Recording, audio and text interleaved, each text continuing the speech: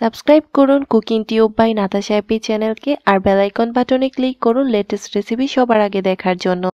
আসসালামু আলাইকুম, hello viewers, আবারও ফিরে এলাম নতুন আরেকটি রেসিপি নিয়ে। ঘরে থাকা সামান্য উপকরণ দিয়ে অল্প সময়ে কিভাবে মজাদার নাস্তার জন্য পাকোড়া তৈরি করা যায় আমি আজকে সেটাই তৈরি করে দেখাবো।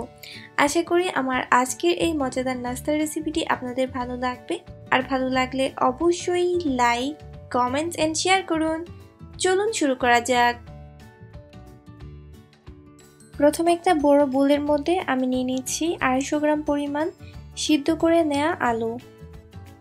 এখন একটা বড় চামচের সাহায্যে এগুলোকে ম্যাশ করে নেব। খেয়াল রাখতে হবে যাতে আলুর আস্ত কোনো অংশ না থাকে।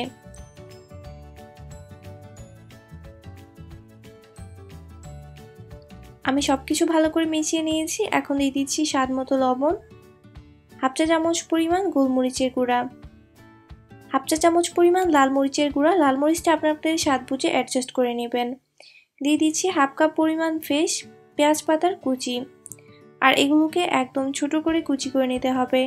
দিয়ে দিচ্ছি হাফ কাপ পরিমাণ গাজর কুচি, আর এগুলোকে আমি একদম ছোট করে কেটে নিয়েছি, ঠিক এইভাবে কেটে নিতে হবে। দিয়ে দিচ্ছি 1 টেবিল স্পুন পরিমাণ ময়দা, 2 টেবিল স্পুন পরিমাণ কর্নফ্লাওয়ার,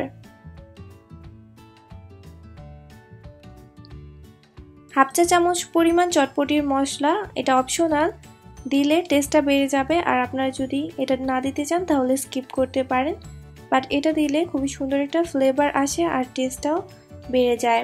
এখন সবকিছু ভালো করে মিশিয়ে নিব।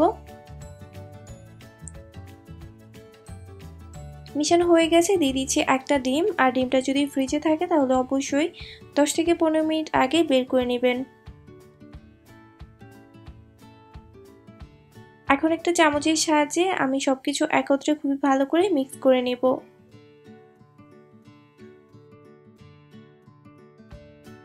সবকিছু ভালো করে মিক্স করা হয়ে গেছে। এখানে আমি নিয়েছি এরকম একটা পলি ব্যাগ, এটা সবার ঘরেই অ্যাভেলেবল থাকে। আপনারা চাইলে এটার পরিবর্তে পাইপিং ব্যাগ কিংবা যে কোনো জিপলক ব্যাগও ইউজ করতে পারেন, আর এটা অবশ্যই ক্লিন থাকতে হবে। এখন এর মধ্যে আমি যে সবজি আর আলু দিয়ে ব্যাটারটা তৈরি করে রেখেছিলাম সেটা নিয়ে নিয়েছি। এখন সাইডের অংশটা আমি একটা কাঁচির সাহায্যে এভাবে কেটে নিলাম। একটু মোটা করে কেটে নিয়েছি, দেখতেই পাচ্ছেন। এখন এগুলোকে আমি ভাজবো। ভাজার জন্য নিয়েছি পর্যাপ্ত পরিমাণে সয়াবিন তেল। এগুলোকে ডুবো তেলে ভাজতে হবে। আমি মিডিয়াম টু হাই হিটে তেলটাকে গরম করে নিয়েছি, তারপর চুলার আঁচটাকে মিডিয়াম করে দিয়েছি। এইভাবে তেলের মধ্যে দিয়ে দিতে হবে, আর একটা টুথপিক কিংবা এরকম কাবাব স্টিকের সাহায্যে এভাবে এটাকে আলাদা করে দিতে হবে। আপনারা চাইলে ছোট বড় করে তৈরি করতে পারেন, যেমনটা আপনাদের ভালো লাগে। তারপর কিছুক্ষণ পর এরকম চামচের সাহায্যে উল্টে পাল্টে দিতে হবে। এগুলোকে আমি লালচে গোল্ডেন করে ভেজে নিব। লক্ষ্য করুন লালচে গোল্ডেন একটা কালার হয়ে গেছে। এখন এগুলোকে আমি উঠিয়ে নিব।